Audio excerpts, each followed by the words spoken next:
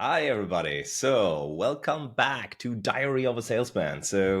After I give you a bit of a glimpse into my first experience as a sales and the footsteps that I took, and also explained you how I showed up at the first clients, not really experienced in sales, but kind of very confident in what I do. So the question is, what was the next step? I know everybody want to know, but so what happened at this point in my career was for like 2 years. Remember, I was at Codecentric back in the days. For like 2 years or something, I um, did this very, very well. And luckily, I had Mirko who came up to me and wanted to talk to me, which was kind of back in the days a big honor for me. I was not even sure if you know who I am, right? So I was a young guy trying to do my thing, very focused, very tunneled. But this was also something that I think was a benefit for me because due to this, I didn't try to show off for someone else. I just try to work for me and do the best that I can. So anyhow, what happened is that he came to me and said, like, look, Marcel, here, I thought you do things pretty well, and I knew that Codecentric was working on a joint venture company, which is called Center Device. And Center Device is still existing, by the way. Congratulations, guys. They're doing a very good job in document storage, like a competitor here in Germany for Dropbox, but for businesses, very reliable, very secure, very much of the regulations that you need here, especially in Europe and Germany. They have some awesome features, some great Apple-alike searches for all over the documents. It's indexed, you can share it. So it was all about documents. And you remember, maybe I came from the world of documents scanning, and so this was kind of close by. And yeah, so he said, look, we want to bring this to a next level, which means we need to really sell it, right? It was kind of a, how to nowadays you would call it, PLG approach. You had like a software subscription, automatically access, creation of a tenant to use the tool. But on the other hand, it was an enterprise tool, right? When you want to we wanted to get into big corporates who are using the tool as a document backend storage that they can attach via REST API uh, to their devices to fulfill to their ecosystem to fulfill very nice use cases. Like just imagine you, and we talk about like 10 plus years ago, you had a secure Dropbox that you can use for uploading, sharing big files, having maybe the first apps that you can use, and everything is fully indexed, fully searchable. So this was a bit of the idea behind it, and very, very interesting, and I liked it. So this was my next footstep into the real sales world, and I worked together with Michael Rosbach. Very much he supported me. He back in the days was kind of the CEO of this company. Again, it was a joint venture, but they are based in Bonn. And so what happened is we sat down and said, like, yeah, okay, what are we doing? And for me, it was like, interesting, because now I didn't have like a product where I was like that confident with. And to be honest, I never did a lead generation. That's what I want to talk now. So just imagine you get somewhere, you can be the best seller on earth. You can be the most smartest person. You can be having a lot of expertise, but if there's no business, you need to generate it. So my first thinking, or my first ideas had been, how do I get people to talk to start creating opportunities? And I tell you, it was, I mean, LinkedIn was the thing, right? I used it, and I come to this, but it was really like groundwork. And what happened is, so I started to, the first thing I did is I thought about who did I work with. So this was more like areas, like I told you, I was in banking, finance, insurance, very hard to enter. So the only low-hanging fruits there, I talked to all of them, by the way, just saying. But the endurance part, that was the most interesting part. And there I started to talk to all of my former pals I worked with at the endurances. I can tell you, I always worked in a way, and I work in a way that they still keep me the possibility of having an open door and an open ear. So what I did is just talk. I talked to everybody and tried to figure out use cases. So step one, figure out use cases. I knew what our product was capable to, but I wanted to understand what is the market, what is the need of the market. For sure, back in the days, nowadays I would focus more on defining an ICP, defining like the value, the USPs, the positioning. I would focus way more on that. But back in the days, I wasn't that experienced, right? So I turned it around. I said like, okay, I know what our tool can do. I know what like the values in general are. So I just talked to everybody and created use cases. And hey, fun fact, we found them because I told them like, we can do ABC with our solution. I could imagine this could be interesting here, there, and there. What do you think? How do you do it now? So I really did like an acquisition of knowledge for me and crafted the first use cases.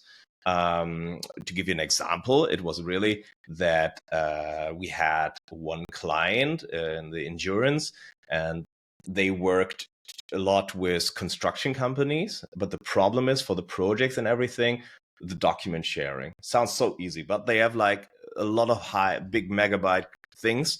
So what it was very asynchronous. The people went there, they did pictures and did like how to say, formulas. Then they go back to the office. Then they need to digitalize it. Blah blah blah blah blah.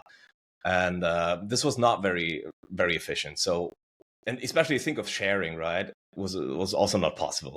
So we created the first idea that we say all that we, and this was correlated to the endurance case, right? So that there is an integration into an app that they can do pictures and documents and like photos and fill things out, or forward it via mail to a certain entry point where it was picked up, so that in any point in time, this will be stored in our kind of in our solution, right, into our document system. What happened then is that we would have been able to create workflows on that, which orchestrate like the accessibility of it, and the system automatically indexed it. It put it in the wrong like structure. We didn't have like folders. It's a folderless approach.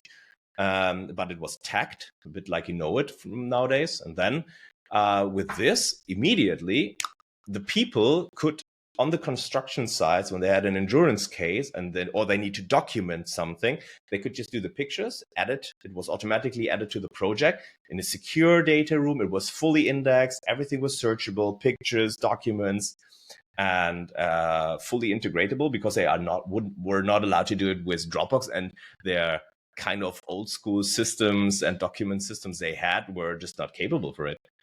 And this is where it started, and this is where we created a first use case. And then the next topic that arose here was pricing, because the pricing we had was like a custom enterprise pricing. And I can tell you, I never did an enterprise pricing before. It was not like that I could sell the PLG mode, like the users. It was not like you pay €10 per month per user. This was not the case, because we had API, we had a separate so-called tenant for the backend. And then then I sat down with my bosses and said like, hey, look, so this is a case. They like it. They could budget it. They asked me about budget. And I was like, okay, but what is the budget? Yeah, I said like, I don't know. And that was like, okay, that was the first learning for me. Maybe I should have asked. So like, what is this solution worth it? What is the value for it? Not just the spoken value, but like the monetary value. So which cases are creating like costs on your side and we can prevent? And so after my first conversation with my team, I got back to the customer, sat down and said like, okay, let's look. when these are the cases. So we sketched it out and everything. And you need to know, I didn't have a tech sale. I directly talked to our techies back in the days, Lukas Pustina and Patrick Peschlo, and I said, like, who were the CTOs and the technical leaders at the company. And then I sketched it out. So the use case was there, the workflow was there, and yeah. So then we sit down and talked about the pricing. And yeah, my counterpart, the project lead, said like, yeah, we can do this, we can do that, blah blah blah. We drafted it out. It sounded nice to me. There was not a big ROI, and neither a fast ROI. Was big invest kind of, because people need to do, but we were confident. It was like, cool, yeah, let's do it. Super excited. We came up with some certain ARR number that we could create it. And so next step was, the biggest issue was, we got to their boss, presented it, and they said, that's all nice, but we have neither money, neither budget, neither the use case, so actually we really don't care. So to keep this today a bit shorter, lesson learned was that I didn't do a deal. I had a use case, I created something, but at the very end I did not early enough talk to the right people.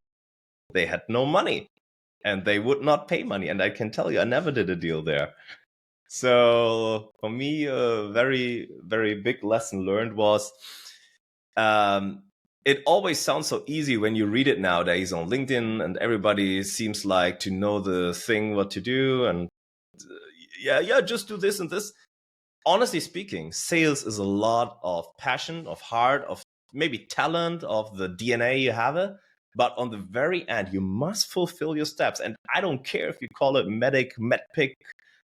I use all of this in the way I need it.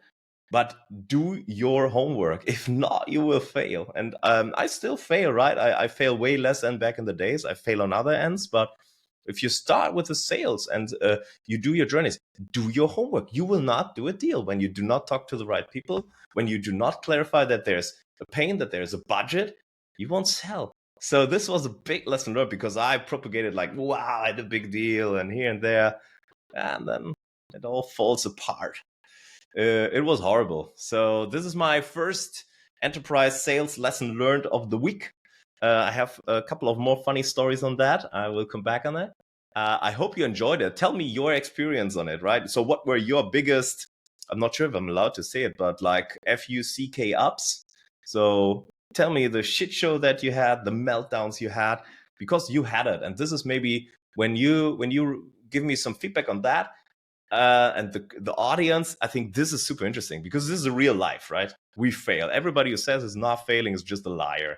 And I can tell you, I will come up with more interesting, funny stories. And I'm pretty sure a lot of you have been in the same situation. But hey, just listen, execute on it, and you do not need to stumble into this. So thank you very, very much. What a pleasure, as always. I hope you enjoy it. I will share everything today. I recorded on the 19th, today, January, and it will be published too. So have a great weekend and see you soon.